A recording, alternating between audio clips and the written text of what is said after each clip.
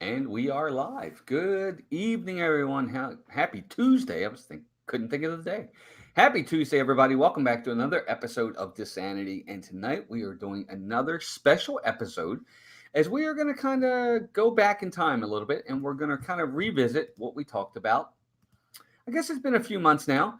Back in, I think it was June or July, where we had Marc Younger in speaking about the options for moving to Florida. Of course, that's been a big thing lately. Lots of people are moving into the area, and we have an expert, very wonderful expert, to be able to help us answer some questions, go over the ins and outs of moving, or maybe if you like where you live, but maybe you want an investment property down this way, which seems to be very lucrative for folks. We'll be talking about that as well. But before we bring Marc in and get started, of course, we want to do a little bit of mousekeeping so we can get everything rocking and rolling and get everything out of the way. First thing we want to do is say hi and thank you to Dean over at the Live Place, theliveplace.com, for your family-friendly streams.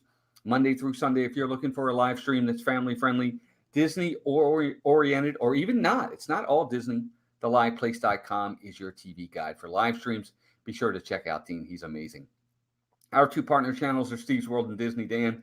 Steve goes live on Mondays with Just Another Monday Night. And, of course, Dan is live on Saturdays with Disney Fiasco, and then live with me on Sundays for Disney Movie Review. So check those guys out.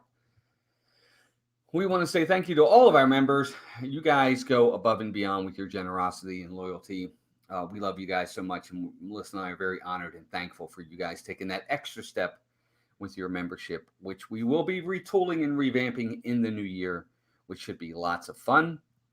And then last but not least, let's say hi to a few folks in the chat, and then we will get started tonight because we got a lot to cover. This is a two-part series, folks. We're here tonight. We'll be back again next Tuesday to finish up, and we'll get right into it. Let me say hi to Jack, Sandy Claus, Logan, welcome in. Mike Klemovich, one of our members, is here. Sebastian the Crab is in the house. David Stevens is here. Kyle Lee is here. We've got James Ryan. What's up, James? How are you, my friend? Another one of our members. Super Disney family, Nick and Shayna. Had dinner with them just last week. Good to see them again. They're also members. Sarah Bush is here. The Feigning Goat is here. Curtis Mitchell. There's my wife, Melissa. She's in the chat. Nicole Rodenhissler, welcome in. Eden Current is in the house. Captain Akron 27. Keith BDF is here. We also have Joey's World's in the house. What's up, Joey's World? Disney Nerd Herders, Charlie and Stacy will be on their channel tomorrow night, guys. 7 p.m. Be sure to check us out there tomorrow night, 7 p.m. Connie Rathbun is here. Kylie Caperton is in the house. X3 Jim. KBNJ is here. Nathan Reed is in the house. Stardio Studios is in the house. Oh, wow, just jumped. We got a lot of people in here. Good to see you, Steve. We also have Katie Mack. One of our members is here. Stardio Studios, another one of our members. We also have Jim Cletus, another one of our members. CMDR Wolf Jager, welcome in. Good to see you. I think it's your first time in. Bruce Lawrence. Matt Simba 2 is here, and it just jumped again. My goodness, man, we got a lot of people in here already. Let's see who else is here. My apologies, guys. I'm trying to get caught up on Quest 360, another one of our members, one of our newest members. Gabriel's in the house. Ron and Meredith, the Doofley crew, another one of our members. And I think for now we are up to date. We've already got 38 people in the house, with more coming in as each second gets going. So, all right, gang, we are going to get started here. I am going to bring Marc in. I'll let Marc introduce himself, and then we'll kind of get started. And there he is. What's up, Marc? Good to see you, buddy. Thanks for being here. Hey, how's it going? Doing good, doing good. Good to have you in. And again, I'll give you the floor if you kind of want to introduce yourself, give everybody a little bit of brief history, and then we'll kind of get started. Absolutely. So some of you have seen me a few months ago. I did a little bit of a series, but it's been a few months. So I'm here with my Sebastian shirt and my Disney hat because I am once again an AP member. Was Universal for a couple years there, and went over to the dark Universal side of Harry Potter. And when they finally last month allowed us to get our AP passes back, we jumped on the opportunity, and we've already gone to all 4 parks already. So, very nice. Nothing wrong with that. Amen. Yeah. So tonight I'm going to talk to you guys about some communities that are near Disney property that you can move to, and the pros and cons of each one. and why you would want to move to those communities. Look, if you do decide to make the jump, you're not alone. I mean, Walt did it. Walt and Melissa did it. Jody and I, my wife, and my kids have done it. And we came all the way from Canada. So to give you a little bit of a background on me, I was a financial advisor up in Montreal, Canada for 12 years. And I was just sick of the cold and getting sad every time September rolled around to go, oh, I got to shovel snow for another 6 months coming up, and I've got to drive and in depressing weather, and it's dark all the time. And we came down to Davenport 5 years ago for a vacation for a month, and I was like, this is my happy place. I get to go to Disney, and I get to go to Universal and Legoland, and oh my God, this is so awesome. So I looked into getting a visa to move down here permanently, and that's what we did. So 4.5, 5 years later, here we are living here permanently and enjoying every minute of it. Like I said, we went to all the parks last week in and around my work schedule. So we just love it. We just absolutely love it here. That's awesome. A couple other people have jumped in. Robert Simons is here. The Little Mermaid fan is here. Matt Simba 2 jumped in. Super Fluffy Yeti, probably the best name on YouTube. I love that name. Good to see you. Amy AJC Magic TV is in the house as well. And I think that's everybody else that's jumped in. We've already got almost 60 people in house watching already. So Mark, you're right. I think one of the things with anybody, moving, especially from state to state, it's a big move. I mean, it's not something you take lighthearted. There's a lot of preparing involved. There's a lot involved. Taxes are different in different states than different things. I know there's a lot going on with that. But one of the biggest things is, and you talk about it all the time, is finding that right neighborhood that's going to be the neighborhood for you. And I'm segueing into what you just talked about. You talked about some areas, some neighborhoods that would be good fits for folks. So if you want, should we start there, or did you have somewhere else you wanted to start? Well, yeah, just to touch on the macro level stuff, there is a lot of advantages to Florida. Obviously, there's no state income tax. So a lot of people that are moving down from, places like you guys moved down from, Baltimore, Maryland has higher taxes. Everywhere has higher taxes. California, New York. If you do decide to make that move, one thing that I can do is and Walt can do this too, but I mean, I can definitely help you if you give me a call and, speak to me about, all of your, a lot of people have questions. What about the schools, Mark? What about this? How does this work? What moving, method should we do? Should we use a pod? Should we use a moving truck? And that's actually something that I'm probably going to we were talking about it before. And that's something I'm going to talk about a little bit next week. About the different options. And then once you decide that you've, like Walt and I, that you are going to move down here, then you have to kind of figure out where you want to move to. So we're going to talk about those communities tonight. I'm going to concentrate on the ones that are near and dear to our heart, which is the ones that are near and dear, close to Disney. A lot of the things that I hear when people want to move down is, look, I want a 3-bed, 2-bath, or a 4-bed, 3-bath, and I want to be within X amount of minutes to Disney. That's usually, and that's a unique thing because, if you're anywhere else pretty much in the United States, you don't get that, like, I want to be this far from a theme park. Right. You don't get that with the Six Flags, and you don't get that with anything else, but you get that here. It's, number one thing people always tell me is, hey, Mark, I want a 4-bed, 3-bath because I've got, 3 kids and I want to be 45 minutes from Disney and I want, a fenced in backyard or something. And that's usually the order that people tell us. And so obviously Disney is quite important. And obviously we're on a Disney lovers group. So probably people that do want to move down here are that's going to be one of the things that are high up on their list.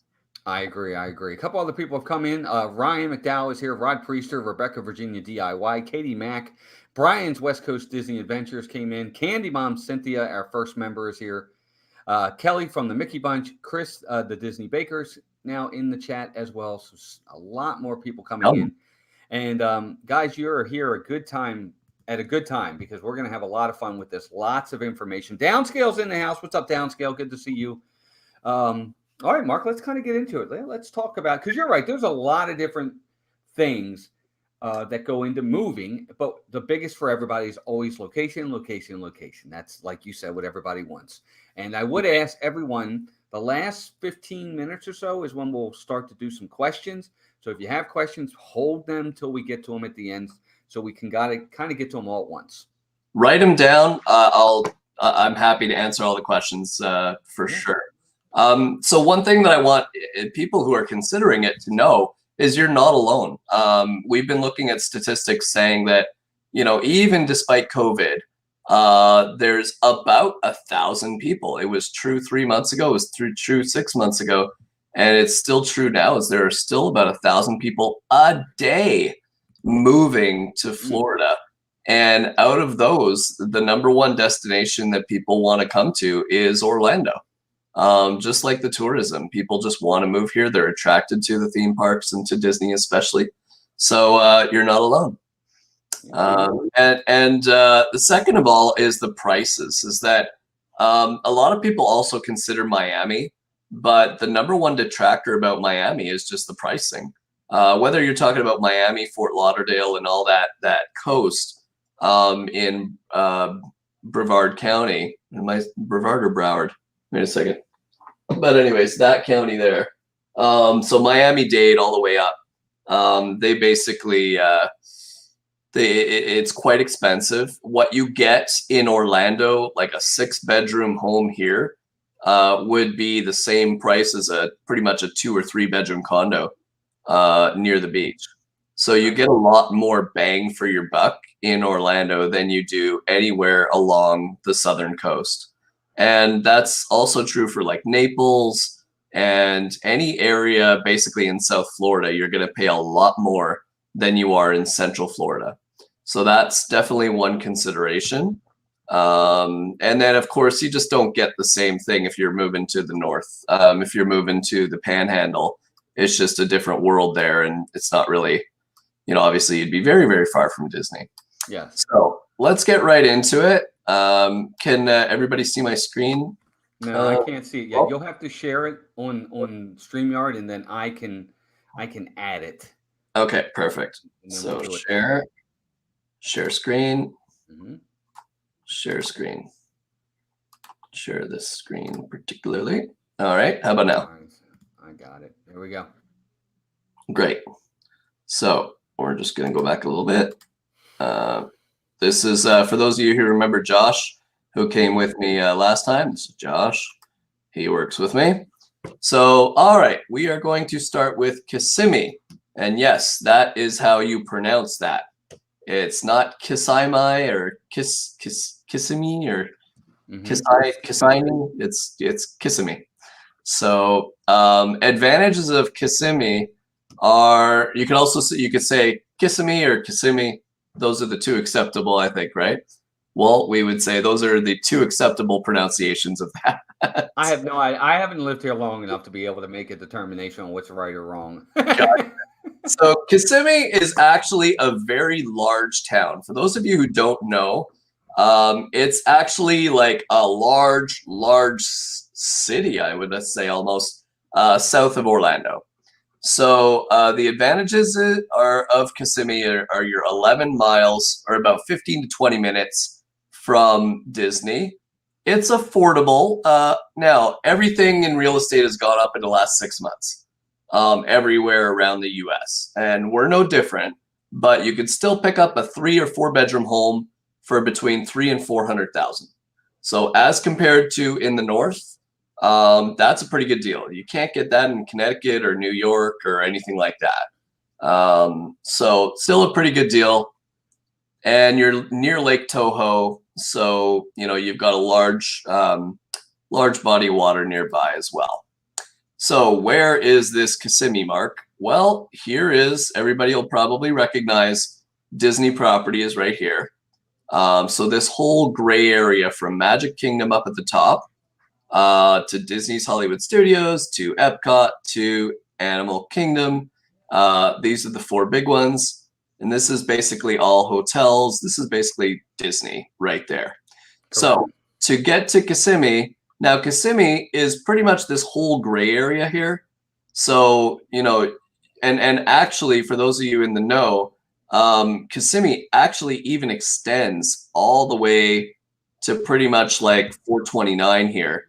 So this whole area is kind of considered Kissimmee. I've put downtown Kissimmee as my marker here, but you can actually live over here in Windsor Hills, and you could actually be like 6 minutes from Disney, and be living over here really, really close, but generally 15 minutes. Now, the average price for a 3-bed, 2-bath is $319. In the last month or two since I made this presentation, you know, it might be like more like a $329, $339 now. Homes in Kissimmee have appreciated 10% in the last 12 months. So everything has gone up a bit, but that's kind of, you'll find that wherever you are in the world, whether you're from Michigan or New York, you'll find the same thing kind of happening across the United States between 10 and 30% since last year. Everything has gone up. So second area we could talk about is Four Corners. So Four Corners is about 8 miles to Disney, about 10 to 15 minutes. So very, very close to the parks. And you can find 3 to 4 bedroom homes between 200 and 300,000. And there's lots of amenities. So in this area, there are a lot of resort communities because there are a lot of short-term rentals in that area. So essentially, the builders build these gated communities with clubhouses, and sometimes they even have water slides or lazy rivers, or little mini golf courses or fitness centers in the clubhouses. They've got a lot of bang for your buck. So a lot of times you'll have, so this is where Four Corners is. So it's really a hop, skip, and a jump from Magic Kingdom. Yes, very, very, very convenient to the parks for sure. Absolutely. Yeah, and the You're fun right thing about, there. yeah, you can literally like, and we were talking about this before. We Walt and I, once you live here, you don't have to do the whole rope drop to fireworks days. When you live 10, 15 minutes away like we do, I'm 18 minutes. I did it last week. I'm 18 minutes from the parks. So basically I can just go do 3, 4, 5 rides, come back, you know, and you don't have to get exhausted with your whole day. And it gives you options for like, you know, going from one park to the other, doing park hopping and things of that sort. So the market trends of Four Corners, the average price for a 3-bed, 2-bath is $260,000. The homes in Kissimmee or Four Corners have appreciated, Four Corners in this case, 11.3% in the last 12 months. That's on an upward trend, by the way. So in the last 2 months, since I made this presentation again, we're probably talking about 15% over year. So time to buy is now. And that's not just the realtor and me talking, but it's just what happens is when prices are trending upwards, and then a home, like homes appraise at 250, and the next guy buys his at 260, and then 3 more people buy them at 260. Well, now the appraiser says that area is worth 260, and the next guy buys his at 270, and then 3 more people buy them at 270. Now the area is worth 270. Right. So the next people are always going to want more and more and more.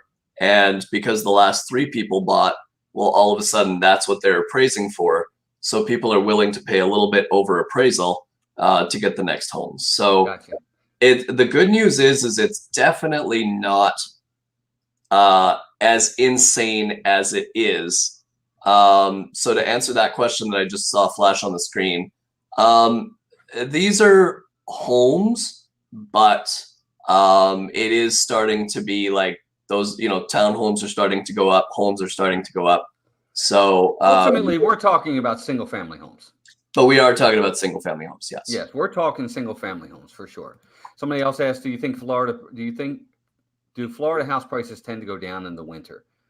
Nothing Not is going here. down in Florida, Yeah, but not here. what is happening is this summer we had a big boost, a big boom, where prices were going up like $5,000 a week until they finally, after kids started going to school in September, we've seen a bit of a slowdown on the increase. So they are not increasing as much as this summer, but they are now crawling up instead of going up and up and up Yeah, every leaping. week. Yeah, for sure. So Windermere has always been known as kind of a shishi area. I don't know if that translates well in when I was in Montreal, we used to call it shishi, like the kind of the rich area. It's got amazing schools. My friend teaches at Windermere Prep, and people like tip her at Christmas. They tip her like hundreds of dollars, like thank you. Here's like thanks for taking care of my kid and stuff like that. It's pretty crazy the disposable incomes in Windermere. A lot of athletes, Tiger Woods, Shaquille O'Neal, when they lived in Orlando, that's where they usually tend to live. Johnny Damon, etc., etc. There's a lot of people that have little local celebrities, I guess, that have been known to live in Windermere. Affordable, I mean, yes and no. It's less affordable than the other places I'm mentioning, but it's a very beautiful area. And then people are attracted to the A+ schools as well. Yeah, and you're right. Look, we know people in our Disney community, people that are very highly regarded, live in these areas, and they are. I mean, they're some of the more higher end of the ones we're talking about for sure. I just want to be fully transparent with folks, but there are definitely affordable houses in there. You just got to find them. Yeah, and Windermere's kind of a there are affordable Windermere homes, and there are affordable townhomes, and then there are the $20 million castles. So it's just kind Well, of a mixture. Shaquille O'Neal lives in Windermere. Well, he used to. Yeah, he sold his house. It was like an unsellable home for a long time, Right. and then eventually they made some changes to it, made it less Shaquille O'Neal, and they were able to sell it for some amount of millions of dollars. But yeah, he had like his own basketball court in there. He had this ridiculously sized pool. He had all these massive things that you would never find in other homes. But that's what goes with being rich and famous. So, And he's a massive human, so he kind of needs yeah, massive things. He's like 7'3", 400 pounds.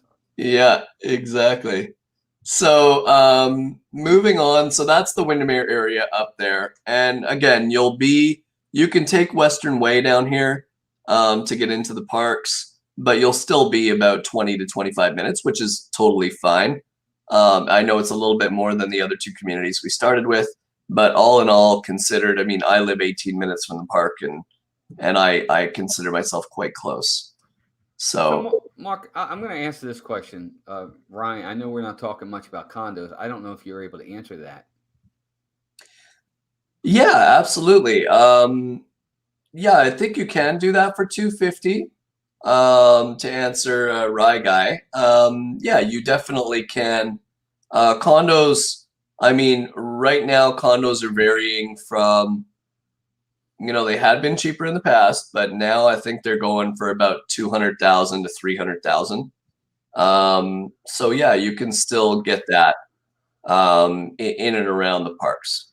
Right. And Ryan, if you want more information, and for everybody out there, if you want more information, you want to talk to Mark, his email and his phone number in the description of this video below. So you can get it there, and we'll give it to you again as the night goes on, but it's there. And if my mods can share it, you just go into the description and share it in the chat for folks so that they have it. If you have additional questions when we're done, Mark's available. He's here to help. That's why he's here today too. Sorry, Mark. I just wanted them to know. No, absolutely. And you're completely right. I love helping people move down here. It reminds me of me, of what my experience that I had 4 or 5 years ago. So, gotcha. All right. So market trends of Windermere. I mean, the average price in Windermere, as I said before, is like 526,000, but that's because there's this skew of these, $1 million homes combined with some other homes that are in the, $200,000, $300,000, $400,000 range. So, Right. Homes in Windermere appreciated less, but that's because, there's still a huge appreciation when your $10 million home goes up 6.4%. That's a pretty big monetary boost. All right, Champions Gate. I know this area pretty well because I live here. 12 minutes to 12 miles to Disney, about 17 minutes. That's quite true. Did it the other day. Got to Animal Kingdom in 18 minutes. Very affordable. Brand new 3 and 4 bedroom homes, 300 to 350,000. Champions Gate is a village. It's a small community, and there is an 800-pound gorilla of a Lennar community within it that has these amazing amenities. And then around that, there are other communities that are a little bit older that are there, that are homes from the 90s and 2000s that are a little bit less amenity rich, but that are more affordable. And then there are places like Festival that are townhomes and condos. So yes, absolutely, you can get townhomes and condos in the 2s to the 3s, and absolutely. So of course, I'm just glancing over, and I'll answer your questions later about the traffic in Champions Gate and other things like that in a few minutes. So you're only 15 to 20 minutes to the Magic. That is true. Champions Gate is just below Reunion, which is just below Disney. The average price for a 3-bed, 2-bath is $286,000. Homes in Champions Gate appreciated 9.7% the last few months, last year. Davenport. So Davenport is kind of a little bit like Kissimmee. It's a bigger area, but generally downtown Davenport is to the south of Champions Gate. So about 27 minutes to Disney. It's further south, extremely affordable. The farther south you go, the cheaper things get, if that makes sense. The farther away from Disney you go, and the farther south you go from Disney, the cheaper things get. Mm-hmm. So you're going to get the smaller town feel in Davenport. It's extremely affordable, 3-4 bedroom homes in the 270 to 350 range. Right. And you're finding yourself down here. So here's Champions Gate, where we were just discussing. And then you go down 27, and this is Davenport down here. The funny thing is Davenport proper is actually considered, like my actual address can be considered Champions Gate, or I can put Davenport and USPS will bring it to my house anyways, because Davenport is kind of considered all of this. So that one's a little further away, but a little bit cheaper, a little bit easier on the wallet. Right, but Davenport's also, like, for us, that's where we are. Melissa and I are in the Davenport area, but we're about 14 miles from Disney. So like you said, it's a large area. Now we're on the very end of Davenport. We're about where you're pointing, right there. Exactly. That's what I was about to say. So we're a lot closer than where the actual Davenport sign is, but it's still all Davenport right there. And so it really just depends. A lot of folks will fixate on, oh, wow, it's all the way down there. It's really not. That's just a portion of this. Giant. Yeah. Exactly. And Walt and I are kind of neighbors. Like, Walt lives here, I live here. So Champions Gate is a funny thing where it's kind of, it's a city, and it's a town, it's a village inside of a town or city of Davenport. So boundaries are a little odd in Florida. You've got counties and you've got towns that all kind of feel like they overlap sometimes. So yes, you could be on the northern tip, be 14 minutes, or you could be on the southern tip and be 25 minutes, 30 minutes. And I will say this, it's one of those things, and I'll bring us both back in for a minute. Downsale says it's not hard to comprehend that the closer to Disney, the better. Well, I get that, but it also depends on price, because Mark said it. The closer you get to Disney, the higher the prices are going to be. So you have to make that choice.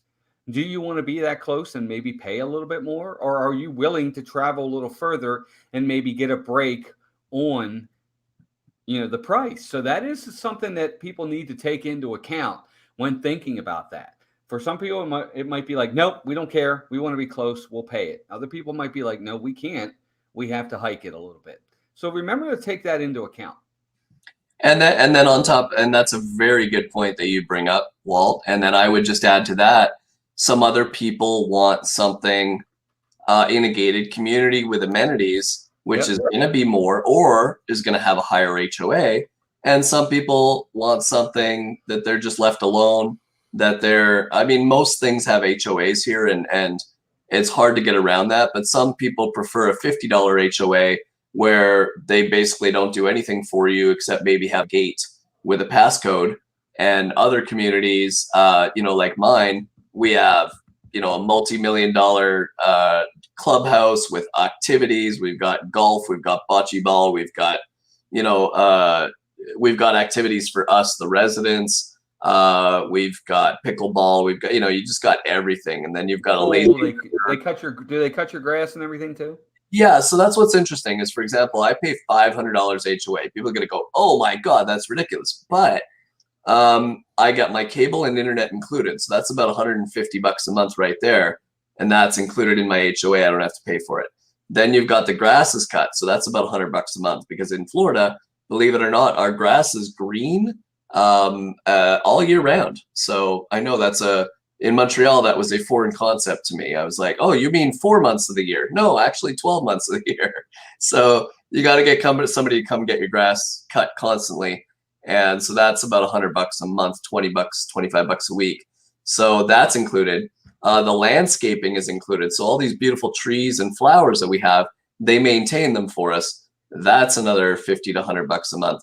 On top of that, then we have access to the golf course, in my case, which is, if you get a golf membership to a really nice golf club, you're talking about $3,500 to $6,000 a year. That's included.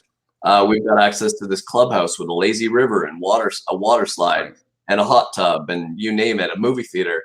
So all that stuff's included. Now, you don't need to do that, but I'm just saying that people who are in a situation like I am with young kids, I mean, we go to the lazy river every week, so it might be worth it. It just depends on your family situation. Right. You have to make that ultimate choice as to whether or not, you might like all those. But the other thing too, and I'll just be honest, and it goes back to anything, it's about affordability of what you can afford. You might love the fact that Mark's telling you, wow, all these great things, but can I pay an extra $500 on top of my mortgage? So Even then, you still have to make that choice. Even if you love all that stuff, make sure that it's still within your price range of understanding that you might have a $1,500 mortgage, but when you add the other $500 of HOA on top, $1,500 now became $2,000. So and that's to be transparent. That's the types of discussions that we have. Like what's important to you? Do you want a community pool? Do you want a pool in your backyard? Do you want no pool at all? There's a lot of people that are going to answer yes to all three of those questions. So what's important is what you want, not what I want, what Walt wants. What do you want? What's important to you? And those are the types of things that we'll look at together, and what your price range is and what's important to you. And that's how we end up finding you your perfect place. Correct. Exactly right. Yep. All right. So average house, 3-bed, 2-bath, 279 in Davenport. Homes have appreciated quite a bit. Davenport is a little bit less expensive, so it's become kind of the it thing in the last 12 months. So that was it for that part of the presentation. So let's take some questions now. And before we move on to talking about investment properties, and I'll do a short presentation on that, but let's talk about what people want to know. So I'm all ears. Ears. That's good. So there's one right there. It says, does anyone know anything about Cypress Lakes and Lakelands, the 55 and older community? Do you work with 55 and up communities, Mark? Oh, I thought you were going to ask me, do I work with 55 and up people? No, I'm kidding. Yes, yes, there are a lot. So that's a good point. 55 plus communities are probably more popular in Florida than any other state. Yeah. We tend to have some older people here. So 55 plus communities are pretty much 55 plus only, or pretty close. And Cypress Lakes, I mean, we can go into more detail about each different community. If you guys give me a call, I can give you a rundown. But Lakeland, for those of you who don't know, is a little farther down. So it's probably 30 minutes to the southwest of Davenport even. So I would say probably 45 minutes from me in Champions Gate, 30 minutes from Davenport proper, towards Tampa. So you take I-4 and you go down towards Tampa, and that's where you'll find Lakeland. Lakeland has 110,000 people in it, so it's it's the biggest town / city between Orlando and Tampa. Somebody asked about the traffic. They heard the traffic's horrible in Champions Gate and the surrounding area. True or false? Yes. So currently true, about to get better. So as Champions Gate has grown and the roads and the infrastructure has not, it is currently trafficy to get to exit 58. So exit 62 is Disney, exit 60 is kind of celebration, reunion, and then Champions Gate exit 58, yes, it's a 1-lane exit right now, and they are increasing it to 2 lanes. I just went by today, and there's bulldozers working on it, and there's clay already put down. So as they turn that into asphalt and they make that a 2-lane exit, and we're part of the I-4 Ultimate Plan, where basically the government is going, yeah, like on I-4 we have to make our exits better. There's going to be a diamond exit here within the next year, so a complete redraw of this exit and better infrastructure, and that part should get better. Gotcha. Okay. Somebody also asked, can disabled people live near Disney? I think we both can answer that question. Anybody can live anywhere. I'm sure that, there can be, any modifications needed for disabled people in homes can be made, I'm sure, if necessary. Right. So I think the answer to that, the short answer without getting long-winded on a short question, is yes, they certainly can. I would say condos, I don't know what the disability is, but if it's a mobility disability, condos would probably be easier than a townhome, because condos, you're on one level, and you probably have an elevator. If your condo is, usually 4 flights or more, you'll pretty much automatically have an elevator. 3 flights or less, not necessarily. So you either want to live on a first floor, or you want to live in a condo project that's got more than 4 floors, so they have an elevator. Or if you want to live in a home, then you probably are looking at a ranch home, and then you would just have to make some changes yourself. Or if the issue is like showers and things like that, then we can simply look for homes that have those modifications. Right. Rye Guy wants to know, do you, Mark, not me, but do you have relationships with the property managers, and what's the typical rate for a property manager? So I take it we're talking about investment now. Yeah, Ryan, you might want to do a follow-up on that to make sure we understand what yeah, I am very knowledgeable about the investment part. That'll be our next little thing that we talk about right now. And investment properties, it's usually an average of 15 to 20% for the bookings. And yes, I work with a property manager quite a bit right now. And I'm even looking at partnering with somebody to make my own property management company as well. I've got some clients from Canada who would want to make one. So I'm looking at helping them with that. But yes, I use Florida Magical Homes, and that's been going pretty well. Gotcha. Okay, gotcha. And they only charge 15%, Rye Guy, instead of 20. So what I do, if you buy a home through me and we do the property management, I give you a discount to bring it down to 15%, that is to say.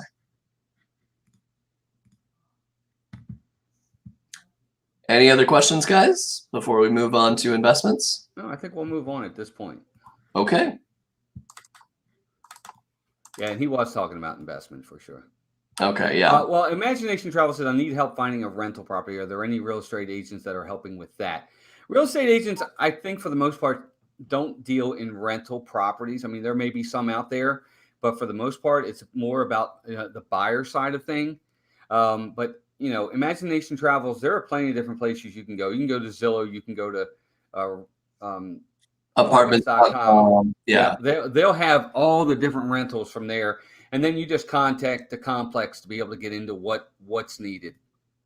Yeah, because what happens, to be quite transparent and honest, in Florida, like realtors don't get paid unless they sign an agreement with the client. So like if you said, hey, Mark, I'd be willing, I have no idea what's going on with the rental market and I really would like your help, then I can use the MLS. But like, we'd have a side agreement where, you pay me for my time, because if not, like, the rental companies, they just pay $50. I mean, it's kind of ridiculous for all the work. If we're going to look at 5, 6, 7, 10 properties and we put on offers on 5 of them and all this work, or we spend 5, 6 days together, and they pay me $50. I mean, I don't want to be rude, but it's just not worth the time. It's just too much work. So that's why most realtors just shy away from it. So if we do an agreement where we're compensated, then that's when we would get involved. Gotcha. Okay.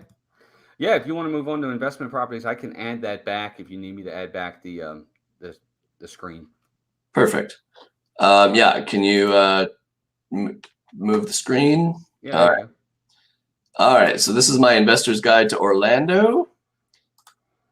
So again, I was a financial advisor. This is my little family, my twins, Cole and Penny, my wife, Jody. And as I gave you all the reasons before, I was kind of sick of driving on black ice and tired of the cold. So I got an investor visa, and now I get to live in sunshine. Nice. So most profitable places, 2019, Airbnb and Realtor.com did a study. And essentially, the number 2 place in all of the United States was Orlando, Florida. Because of the 75 million tourists that we get per year, we get about 60% of all the tourism of Florida just in Orlando itself. And the other 40% is shared amongst every city and every town in Florida and every beach in Florida. So we are by far the place where people stay the most. Right. We're the number 1 tourist destination in the United States. Now, because of it, we do have a lot of Airbnbs.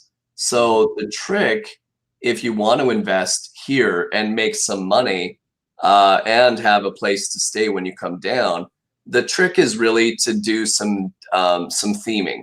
Now, I'll just be careful not to call it Disney theming, but it's kind of, that type of theming. So you want to be doing something that's going to attract people to come and stay at your place as opposed to your neighbor or anybody else in the community where you at. And so the way to do that is theming, because people are coming for these things, right? They're coming for obviously the Disney parks and SeaWorld, and they want to come down for Legoland or all the other stuff. We've got mini golf, escape rooms, Wonderworks, all those tourist places on iDrive. We've got wildlife, we've got Universal Studios, Disney Springs.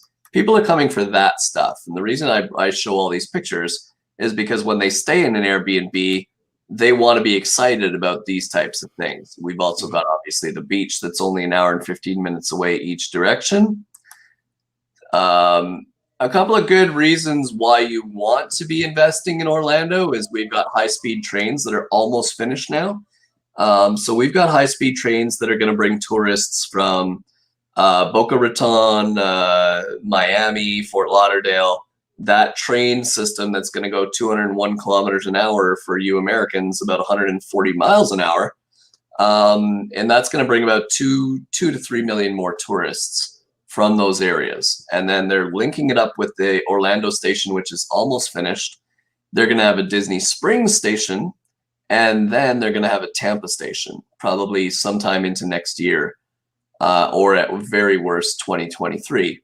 And so when you've got all these places linked, that's just going to make it so much easier for tourists that maybe don't want to drive and want to, you know, take a 2 or 3 hour trek up to Orlando. So about Airbnbs. So the way to go with investment properties here is Airbnbs, because you can charge nightly instead of monthly. So Airbnbs are allowed in this area here, which is Polk and Osceola counties. So you're allowed to do Airbnb in the green area here. You are not allowed to do Airbnb in the red area here, and that's because that's Orange County. And Orange County, many moons ago, decided that they would be a no short-term rental zone. But these two counties here wanted to take advantage of it. And so builders since the 90s have built all of their communities here in this area, and especially the closer to Disney, the better, right? Because this is where everybody wants to be. So most of them will end up in this little triangle here. Yeah, I mean, you're in Disney to an extent, some parts of it for sure. Yeah, so people don't want to be all the way here in St. Cloud. And as they say, the old adage, location, location, location. Sure. So probably 80 to 90% of the short-term rentals are going to be in kind of this little circle here. And the most prime real estate is this triangle here. All right, so, well, how much money can I make with a short-term rental? Well, it depends on the size. A good rule of thumb is $50 per night per room. So if you've got a 2-bedroom condo, and it's tough to make a profit on it because you're only going to be able to charge about $100 a night unless you've got an exceptional one. Now, if you have a 4-bedroom home, then you can charge $200 or maybe even $250 a night. That becomes more interesting. And then, of course, if you have the funds and you buy a 6-bedroom home, or an 8-bedroom home, then of course it just multiplies the profits. Right. But I took an example here. These charts are 6 bedrooms in this area, which is the nice little triangle just underneath Disney. And I used a software called AirDNA that calculates the profits of all of these little purple dots here. And basically, the average ones are in red. So you can make anywhere from $4,000 to, you know, maybe $7,000 per month in these properties. The better ones that are themed, you can make anywhere from $6,000 to $11,000 per month. And the truly exceptional ones that have arcades and you know, Disney type themed rooms, those ones can go anywhere from $9,000 to about $16,000 per month. So now let me ask you this, Mark, and you probably are going to get into this, but even with these ones that are the ones that are fully booked, I mean, you know, full scale, you went all out, the whole 9 yards, the ones that are making the big profits, are there property management teams that take care of this, or do you do it yourself? Do you have the choice?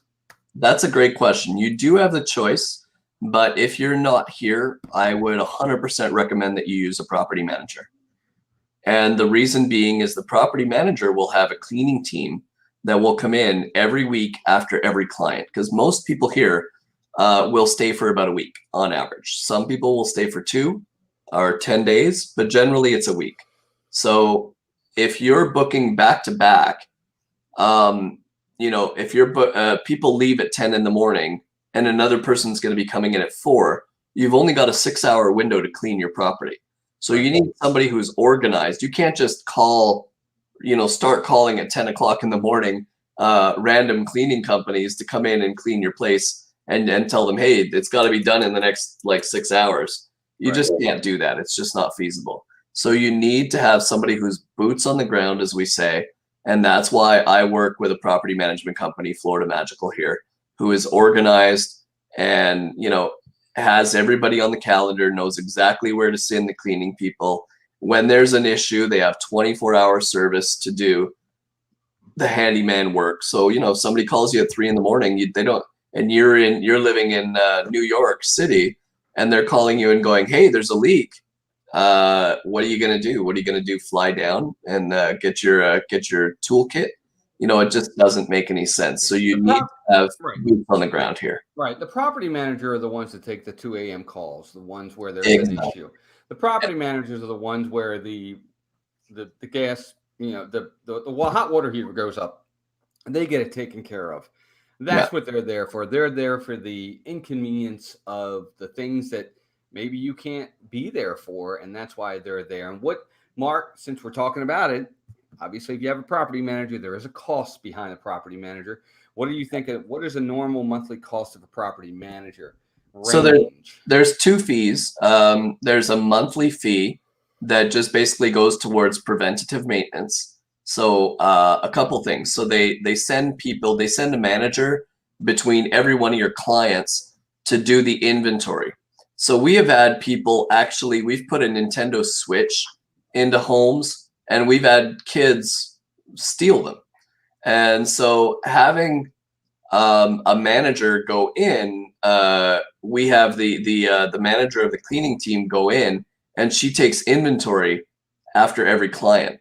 And by doing that, we were able to figure out that the Switch had been temporarily stolen. We called the mother and we said, "Hey, you just stayed in our property at this address, and the Switch is missing. Do you know where it might be?" And at first it was like, "Oh, we bought one and we got them mixed up." I'm like, no, I don't think you understand. You didn't replace a blue one with a red one. You took it. Right. There's a difference. And so she said, "Oh, well, we're really far away now, so we won't be able to bring it back." We said, "No problem. We're just going to file a police report." And she was like, "Oh, well, we'll be back in 20 minutes and we'll put the Switch back." Oh, okay. Good idea. Right. So unfortunately, things like that can happen. But if you have a property manager who's on the ball, they notice these things and they get it. They nip it in the bud. Right. And that's important. I mean, because you're right, because you're getting constant traffic in and out of this property investment. And it's a great way to keep track of who did or didn't do something. Because what you don't want to do is accuse the next family that comes in of something that they did not do. Because the worst kind of media for you is word of mouth. So if someone goes back and says, "You don't want to rent with these people, they are terrible," that gets around quickly. So and not even word of mouth. These days, it's on the internet, right? So you get a 1-star review, you're tanked. You're in big trouble. So so to answer your question, Walt, is that essentially property managers will charge about $100 to $150 for that monthly service of sending somebody in after each one of your clients. But it's essential. And they will also put a lick of paint when they see, some kid might have kicked a little chip of paint off, or when people have pool tables in their houses, I see a lot of people, they come back and they hit the wall. Well, they're not going to tell you about that. But then when the property manager walks in and sees that that's there, they're going to bring the handyman in or the painter, and they're going to take care of that in 5 minutes. But that's going to get you a good review on the next client. If the next client says, "Hey, they had paint chips everywhere," they're going to leave you a bad review. So very, very important in the world of good reviews means generating more business. That $100 a month just seems really inconsequential. The other fee is the management booking fee. So the management company takes care of everything. They take pictures as soon as your property is ready to be put on the market. They will come in and take pictures, professional pictures with a photographer. They will put it on 75 different websites through a software that they have. And so you're not only on Airbnb, but you're on 75 different websites to capture as much traffic to your property as possible. And that could be the difference between making, $40,000 a year and making $120,000 a year. So that's a huge, huge difference in your gross income. So it's between 15 to 20% of the booking. We charge 15. Other companies can charge 20. I've even seen 25. And that's actually quite low because there are some other areas in the United States, like in Colorado, where they can charge like 25, 30, 35%. So, and then Marriott and other companies like that have gotten into charging 50 and 55% of the booking for taking care of it. So 15% by consequence is very, very low. Gotcha. Well, let me just say this real fast. I want to thank everybody. We're not done yet, but thank you to everybody in the chat. We have 85 likes on this already. If you haven't already hit that like button, please do so. Hopefully you're finding this information very informative. And remember, this is only part 1 of part 2. We'll be back again next week. Mark will go over some more things involved with this. Mark, go ahead. You want to go to the next part? All right, almost done. So qualification. So qualification, now I deal with a lot of Canadians, so I put it down here, 20% down for Canadians. So what we do is, this is your second home. It's not an investment property. It's a second home. Why? Because you're going to come down and visit it every once in a while, hopefully once a year at least. And so you get to benefit from it. You choose times when the vacation calendar is not booked up, hopefully, so you don't have to bump one of your clients. And you basically just come in and use it whenever they're not using it. You get your choice. And so it's 20% down for Canadians, 10% down for Americans. And for Canadians, I use their typical lenders, TD, RBC, or Desjardins. Canada only has 6 major banks. So there are 3 of them that do deals down here. Excuse me, down here. So those are the ones that I use. In the US, there are about 10,000 banks. So I have some lenders that have Fannie and Freddie loans where you can put down 10% for a second home. Now, if after your first one and you want to buy a second one, we'll get into that. It's a little bit more into the 15 or 20%, but for the first one, we can do 10. The way it works is I will research, depending on your budget. Are you looking for a $200,000, $250,000 condo? Or are you looking for a 6-bedroom, mega house that's gonna bring big bucks in? That depends on you. So we narrow down your list. We talk about what you're looking for. I send you listings. I have access to the MLS, being a fully fledged realtor. I'm with EXP. And so basically, I will send you daily listings to tell you, hey, this one came off the market, this one came on the market, so that when there's something new and exciting, you can call me and be like, hey, Mark, I saw this brand new thing, and it's awesome, and I saw the inside, and I saw the pictures, and oh my God, it's beautiful, and we want to put in an offer on it. Well, if I show you every morning what's come on, you can beat everybody else to the punch. Right.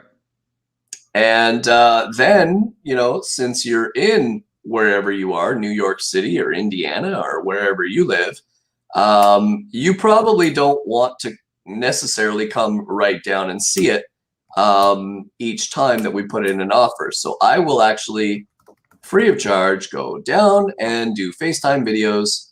I even bring my little family. My kids do the lights and help me with all that. And my wife takes videos of the second floor. I take videos of the first floor. And as a family, we get it all done. And so we take FaceTime videos so that you can actually see what this prospective home looks like. And you can decide whether you like that community, because I'll take pictures of the community and video of the community and the clubhouse and everything. And you can decide whether you like that community or if it's for you. And then once you've decided on one that you like, then the buying here in Florida, the way it works is we always recommend an inspection. I use budget inspections, and they've been very good. They've done over 100 inspections for me in the last year and a half. And, so the first step is inspection, get a trusted inspector, an appraisal. So the second thing is making sure that the bank thinks the house is worth what you think it's worth. And then we close on the property. So I can go over all the closing costs that you have in Florida, what the seller pays and what the buyer pays. Mm-hmm. And then I sincerely suggest to do some theming to it. So we can talk about, I own a theming company called Home Theme Orlando, and we specialize, we have 3 crews of world-class artists and carpenters that can make anything from pirate ships to Avengers rooms to, Disney Universal type stuff. We could do it all. These are former Disney Universal employees. They are amazing creators, and we can do something really fantastic that will make your property stick out from the others. Yep. Quick question. Brian wants to know, what are the mortgage rates in the Orlando area with excellent credit and 20% down? Is it under 3%? It's pretty close. It'll be in and around that 3% mark, and that'll just depend on your credit score. So when you say excellent credit, it just depends what your credit is. If it's, a certain rate, you might get a 2.85. If it's a little bit lower, you might get a 3 or a 3.1, but it's in and around that area. Yes. So there you go. All right. So, here's a couple of examples. This is the higher end example. So I know, don't freak out. If this isn't your budget, that's okay. We'll talk about something a little bit less expensive, but a 6 to 8 bedroom property in Champions Gate, Windsor West Side, or Solterra for $550 to $595. You put down a 10% down payment. You theme it for $60,000. You do 2 rooms and maybe an arcade. And I can show you a couple examples on the Home Theme Orlando website of what that means. And then themed homes can gross $80,000 to $150,000, and they can net $30,000 to $100,000 a year. So when you theme it, they will come. So that is quite a true adage. So I'll show you a few examples of the type of theming that we do. So here's an example of can you see my screen well? I can. Let me do this question real fast, Mark. Sure. Is it 10% down for a second home, even if you don't plan to rent the second home? Does that make sense? Is it 10% down for a second home, even if you don't plan to rent the second home? Yes. So traditionally, what the bank means by that property is a second home is you'll be the one using it. So yes, they would do 10% for a second home that you don't rent, and they'll do 10% for a second home that you do rent. There you go. So this is just some of the theming that Mark's people, his company, can do for you in the different rooms. And these types of rooms, look, guys, you've seen them featured on some of the other channels that very popular YouTube channels out there. They've gone to these types of homes. They do really, really well. So you really do, me with my saying, is the juice worth the squeeze? It definitely is when you take the extra income to put it back into the home to do this type of theming. These houses are extremely popular, and people are willing to pay premium pricing to get in there. Yeah, some of the homes, these are just a few examples, but some of the homes that we've done, like people are buying them at $450, and then they're theming them for $60,000 for the theming, which gives you 2 rooms and a crazy arcade where we put like some driving games in there. We put some like a basketball game in there. We put a lot of different stuff, and we'll theme the whole garage. What we do a lot is we'll do the garage and we'll turn it into an arcade game room. So you get that, and you get 2 rooms fully decked out like this, and all that for about $60,000. But that will bring this house from a $200 a night house to a $400 to $450 a night house. And so the difference when you're doing 300 nights a year, that's the difference between, $50,000-$60,000 a year and $120,000 a year. So, you get your $60,000 back pretty much after about a year's time. And then after that, it's all gravy. The additional 50, 60 that you're making is pretty much gravy for every year after that. Mm-hmm. And then, of course, when you have a themed home, the value of your home goes up exponentially. I mean, I know a lot of people will gladly pay about $100,000 for two rooms that are decked out like this in an arcade. Yeah, it's phenomenal. I mean, and these are just some of the examples of what he can do. He can do pretty much almost anything in the room. You dream it, they'll probably be able to do it for you. I mean, there's Avengers, there's Pirates, there's all kinds of great Star Wars. They have it, and it's pretty phenomenal. Yeah, and we're actually just revamping our website. So we're gonna have we're actually doing 3 houses at the moment. We're doing 3 houses a month. So we're gonna have I just have to upload about another 100 to 200 pictures from the current houses that we're doing, and we're gonna have we've got a marketing company that's gonna help us here in a few in the next couple of weeks to really upload all of these treasure troves of pictures that we have on all the houses that we're working on currently. Right. Okay. All right. So does anybody have any questions on that? Yeah, guys, any questions? Now's the time. We're going to get close to wrapping everything up for this week. Again, we will be back next week. We can touch on some things we touched about tonight. We're going to go into some other things, talking about movers. Maybe which the best way to go. Is it maybe pods? Is it actually renting a moving company, doing it yourself? There's a lot of different options there. But I would say if we don't answer your question here today, you have Marc's number. You have Marc's email. It's in the description of this video. Reach out to him. That's what he's here for. He's here to help you. Just let him know Mouse Talk sent you, so that he knows you're coming over from here, or that you heard through here. And he'll be more than happy to answer any questions you might have. And he'll get the process started for you if you're really serious. So last little thing that we'll go over is kind of projected numbers. So here's a project where we took a $400,000 house. Oh, and I'll just take a second to answer that question. Any limitation on foreigners buying second house? Australian, for example, honestly, Rihanna, I don't have, I haven't had an Australian yet, but I've had lots of Canadians, and they're pretty similar.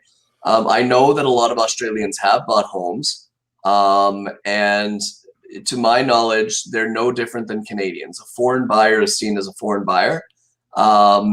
So as far as I know, you can do 20% on a second home.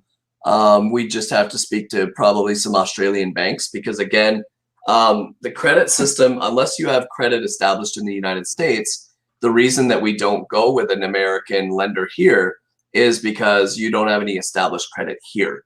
So we usually would take in your case an Australian bank that would give you the loan, rather than take an American bank. So as long as the Australian banks are willing to give you what the Canadian banks give my clients, then yes, there should be no reason that you can't get the exact same thing as the Canadians.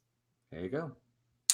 So here's some numbers. So here's an actual example of a home that we took in the 400,000 range. Now, this was done about 8 months ago. So this price admittedly has gone up to about 440, as I mentioned, about 10%. But still, the example is exactly the same. So we took this kind of boring house that was pretty in pastel, but kind of boring, turn it into something like this. And, the numbers that the previous owners were getting were about 45,000 of revenue a year, because again, gross revenue before yes, the bills are paid. Gross revenue before, yes. So the actual net number would be about 5,000 a year they were making. Okay. And they didn't really understand why not, but I have 9-year-old twins, and I completely understood why they weren't making that much money, because this house is boring. This is pretty in pastel, but my kids were not like, oh my God, I want to go there, right? They were like, yeah, okay, not very exciting. So you turn that into something like this, where you've got, a Star Wars garage, or, any kind of themed garage with LED lights and a movie projector system, arcade games. Then all of a sudden your kids are going to go, oh my God, like I got to go to that house. And they're going to pressure their parents into booking that particular home. The parents are going to love it because they can have a glass of wine and actually relax and say, hey kids, go play in the arcade. Leave mom and dad and auntie and uncle and our friends alone. while, so the kids are over there, the parents are having a glass of wine and enjoying their vacation. Because sometimes, having the kids in your vicinity over and over and over can get a little bit overwhelming on a vacation. So the kids go and play in the arcade or the movie theater room. The parents get to enjoy themselves. And you've got a pool. Everybody can have fun in the pool. And then you've got these crazy rooms that we do, like this type of room here with a Minions example, or as I showed you, a Toy Story or whatever. But this now boosts the home to getting 85, 105, or 125,000. We've even got a home that's doing $175,000 yearly. So when you theme it, they will come. The insurance about $1,300 a year. Taxes $4,000. Now this just depends on the community you're in. But this is from this particular house's example. These are averages. These aren't yeah. Some will be more, some will be cheaper. Yeah. The AC, the water, and the maintenance, $4,500 a year. So your AC bill, depending on how new your house is, going to run you about $300 to $400 a month. We don't need heat for very long here in Florida, so it's not a heating bill, but it's rather an AC bill. And then your water, you pay, maybe 40, 50 bucks a month. It's not much. Your mortgage, so here was the mortgage based on this property, and somebody had put down 20%. You're looking at $17,000 a year. Your management fees are $100 a month. That was, for the maintenance, and then the booking fee was the 15%, and then your HOA. The HOA in this case is about $328 in this particular community, so $3,900 a year. So basically, we were able to take a property like this that was making $5,000 pre-theming and turn it into something that would make $30,000, $50,000, and eventually $70,000 a year. That's your net. That is your net. Yeah. So your cash on cash return ends up going from 4% to 38, 55, and 70% over 3 years. Right. So there you go. So that gives you a good overview, and it's just that it's an overview of what the possibilities are. Now, last time we did this presentation, a lot of people were saying, well, that's nice, Mark, but I don't make, enough money to go and buy myself. I don't have, $500,000, $600,000, $400,000 or $500,000 to splurge on a property. So I did this exact example with a smaller property, a $200,000 to $250,000 property. Now, the numbers are not as extravagant, but you get to use it whenever you want, and it'll make some money for you as well. So this would be more of an example of a 3-bedroom townhouse, 15 minutes from Disney. You'd be making about $150 a night. 250 nights gives you $37,500.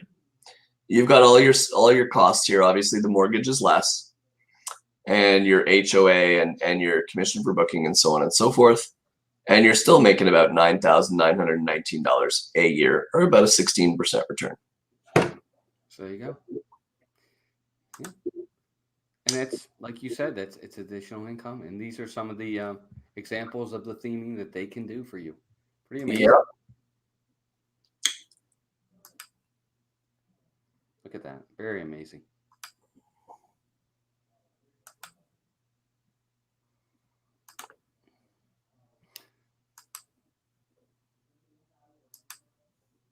There you go. All right. So any last questions before we let you go for the night? Yeah, guys, if you have any questions, now's the time to ask them. I agree, Melissa. 10,000 a year is nothing to sneeze at all. Are you kidding me? And 10K extra income with everybody doing everything for you. You have your management company taking care of everything, and all you have to do is show up and collect the check, kind of. And here's the other thing. Actually, sorry to cut you off, but it's practically tax free because essentially you're able to take a depreciation deduction. You take the amount that you paid. So let's say you paid $270,000. You divide that by 27.5. So in this case, if you bought the property, you'd be able to take a $10,000 a year deduction on your profit. So right there, just by your accountant's like, well, he made 10,000 this year, minus your depreciation, which is 10,000, zero. So even though in real time you made $10,000, you're allowed to basically say that you made zero, at least very legally, just because the depreciation's there. Right. And that's not even to mention all the business trips that you need to take to come check on your property. Right. Yeah. And all of those fun deductions that you can talk with your accountant on. I don't get involved in that, but Right. Just right off the bat, basically anybody who makes less than 50,000 a year on a property, according to my accountant, should basically not be paying any income tax because there's enough deductions, perfectly legal deductions in the United States that you don't need to pay any income tax. There you go. So there you go, folks. Again, I would recommend any additional questions. We are definitely running over tonight. My apologies to Ed and Mindy at the Vibe Project. Jonathan, would you mind just changing that email? It's marcyounger@gmail.com. Okay. Thank you. Did you change your email? Was that what it used to be? The other email that I have is marc.younger@gmail.com, but the dot's very important.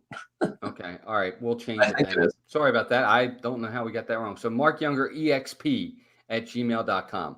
If someone could put that in the chat, and I will change it once we're done here. Moving forward. Actually, I'll go do that now while I got it. I just don't want some poor other guy that owns that email to get a ton of emails from people. Yeah. Not have any idea why they're coming. No, I agree. But anyway, Mark, first and foremost, let me thank you for being here tonight. I hope you had a good time. It definitely lots of information. Folks, again, Marc Younger, exp@gmail.com. This is his cell number to give him a call. I highly recommend you reach out to him. Mark, thank you again, but I hope you enjoyed yourself tonight. Thanks for being here. Thank you so much, guys. Have a great night. Yep. And everybody in the chat, thank you, everybody. Thank you, mods, for all you do. We definitely had to do some work tonight. I appreciate the mods. Appreciate all of our members, all of our new subscribers. We had over 80 people in here at one point. We hit almost 100 likes. If you haven't already hit that like button, please do so. And again, we'll be back next week for part 2 as we go into even more things. I will update Mark's email in the descriptions.